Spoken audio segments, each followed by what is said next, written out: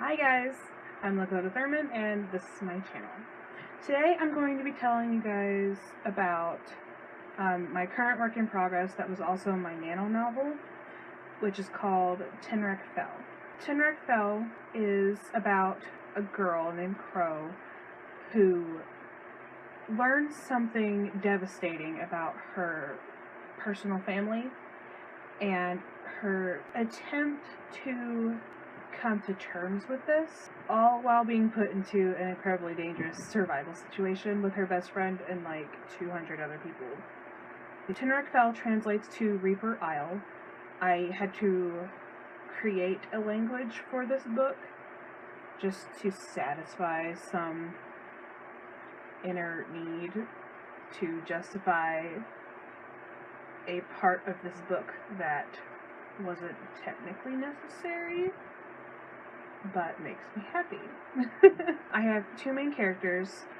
Their names are Crow Kimura and Diedrich, who does not have a last name. And you actually see this book from like 5 points of view, because whenever I first started writing it, I completely pantsed it. I just sat down one day with an idea for this book and started writing. And I finished it, what I was calling my first draft, but I decided to work on it for Nano and be a rebel this year, and soon discovered that as I was doing a read-through to figure out what I would need to start off on my second draft, and I realized that I had only written my main character's story arc. I had hardly put anything in about my antagonist or about a couple of the other characters that I wanted to touch on that aren't necessarily my main character. And I realized that if I did put several points of view in, I would not be able to tell the story in a way that did the story justice, because there's a lot of little bitty details in it that might be missed if they were told just from my protagonist's point of view, because obviously she can't be there for every conversation that is had throughout. So I decided to rework it and put in several other point of views. The idea behind the book is basically Lost meets Jurassic Park meets Aragon. So there's going to be a plane crash, there's going to be dinosaurs, and there's going to be a dragon. And I'm excited about it. I have almost completed this book. I think there's maybe 10,000 words, maybe 20,000 words left in it before I'm ready to call it done. I have decided that this is technically going to be my first draft, and the draft that I have that was just Crow's point of view is going to be my zero draft. I know not many people use that term, but I really like it. It makes me feel better about my own writing, and it helps me as a writer feel better about the things that I'm putting down whenever I first am getting through a story, because I am one of those people, I underwrite, so I can always add more. I don't overwrite excessive amounts of like description and stuff like that and dialogue. I just don't. That's not how my mind works. I write in a very linear fashion from beginning to end. I really respect people who can write a scene out and then have to kind of place it in the story later. I can't do that. My timeline would be psychotic, because I just naturally put in dates and times and stuff like that because it makes sense to me. So I don't think it would be really hard to write a scene for me that didn't involve some kind of marker that would tell you that this is supposed to be in this exact spot and cannot go anywhere else. Crow learns that she was adopted by her family, and she learns this in a very unfortunate way because her dad gets sick and needs a bone marrow transplant, and she tries to go and see if she is a match for him.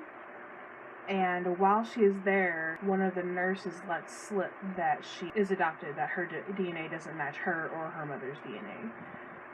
And she calls them, freaking out, obviously, because she has planned her entire life around who her father was, because she has anxiety and he has always been her greatest champion and helps her to calm down whenever she's in the middle of a panic attack. And she's always relied on his strength to be her strength, and that if, he's her father, so she should be able to do this too, that type of thing. And now that she's realized that that thing that she has always clung to keep her grounded isn't true. She kind of loses herself. She, her panic attacks become worse, and she realizes she has to go home. She has to try and find some way to handle this situation that she's just completely out of control of.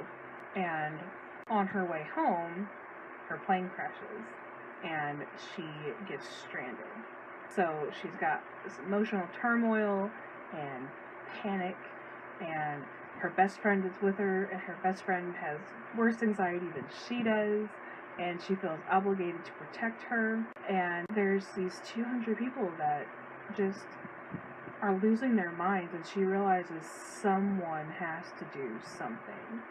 She very much does not want it to be her, but the only other people who are qualified to lead these people absolutely refuse, vehemently refuse, and she's stuck because if it's not these people that she wants to lead, it's this guy who is the antagonist in my story, and he is like the absolute scum of the earth, is abusive to his wife, is just horrible to anyone who isn't male, is, just an overall awful person, and she refuses to let that man control the lives of 200 people.